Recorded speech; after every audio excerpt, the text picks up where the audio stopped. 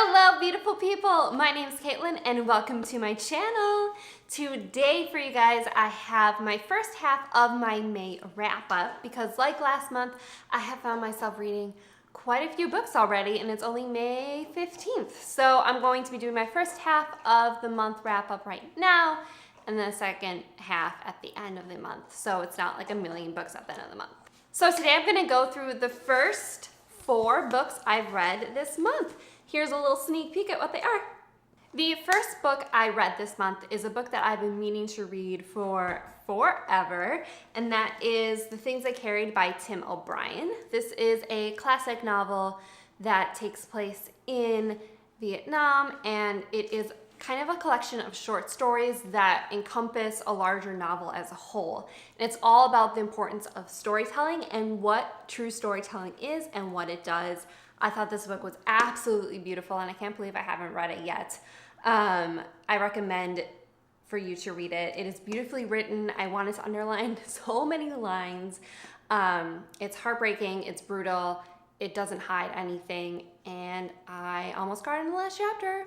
And I gave it 5 out of 5 stars, and it's probably one of my new favorite books of all time. I'm just gonna throw it out there. It was...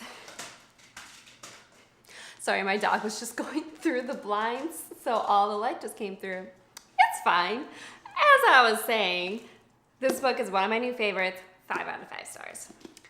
Basically, the start of this month has just been amazing because my next book I also gave 5 out of 5 stars, and that is Home Fire by Camilla Shamsie. And this book was nominated, it's on the short list for the Women's Prize in Literature right now. And that's kind of why I picked it up. Plus, this cover is beautiful. Plus, the plot is everything I ever wanted. So, yeah, I kind of knew I was going to give it 5 out of 5 stars before I even read it. And this family, their father was a terrorist and was basically tortured and murdered to death in Guantanamo Bay. They don't really know much about him or about his past. They just know that that happened.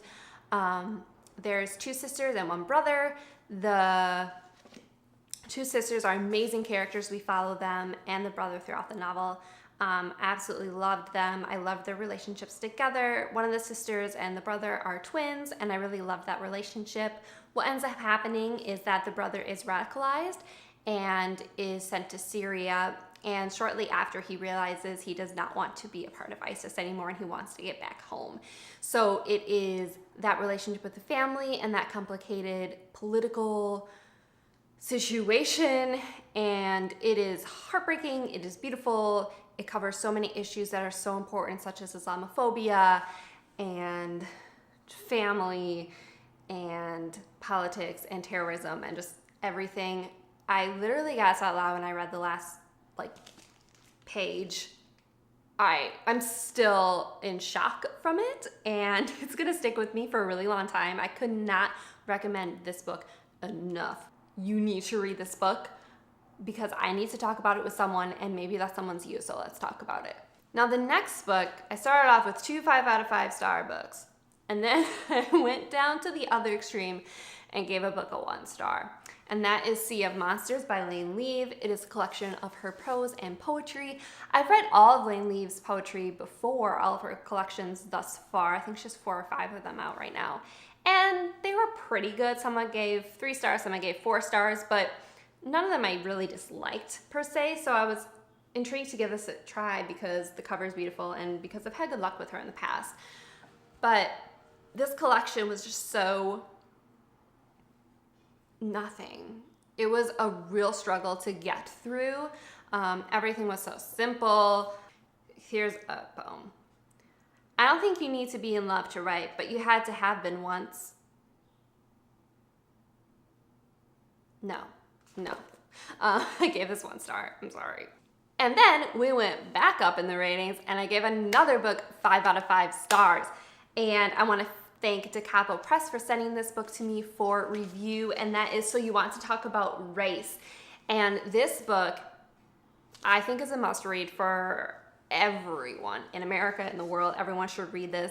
It is brutal and honest, and she just explains to you how you should talk about race in our society today. And what's really, really nice about this book is that, first off, it is split up into chapters, and some of the chapters are called Is It Really About Race? What is racism? Is police brutality really about race? What is the model minority myth? And it's just organized in that way. So it's like very specific. You know what you're looking at. You know what you're going to be talking about.